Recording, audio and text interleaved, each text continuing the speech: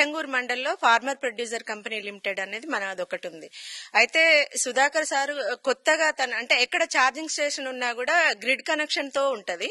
కానీ వాళ్ళ ఉద్దేశం ఏంటంటే గ్రిడ్ కాకుండా సోలార్ పవర్ ని వినియోగించుకొని ఛార్జింగ్ స్టేషన్ పెట్టాలనేది ఆలోచన.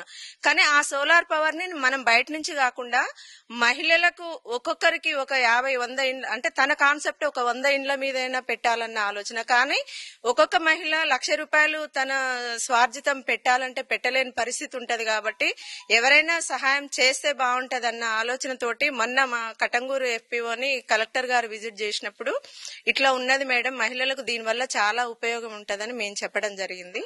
అప్పుడు చెప్పినప్పుడు మేడం నా వంతు సహకారం మీకు అందిస్తా, సాధ్యమైనంత వరకు అంటే ఉచితంగా పెట్టగలిగే పరిస్థితి ఉండే విధంగా చూస్తా అని చెప్పడం జరిగింది. ఆ మేడం అక్కడికి వచ్చి చాలా ఇంప్రెస్ అయ్యారు. అంటే కరెంటు కనెక్షన్ లేకుండానే ఛార్జింగ్ స్టేషన్ అనేది చాలా ఇంప్రెస్ అయ్యి మంత్రి గారితో మాట్లాడడం జరిగింది. ఇమీడియట్ గా నిన్న ఫోన్ చేసి మేము 50 మంది మహిళలకు మేము సోలార్ ప్యానెల్ అంటే ఒక రోజుకు 2 నుంచి 4 యూనిట్ల వరకు కూడా మనకు ఉత్పత్తి అవుతుంది.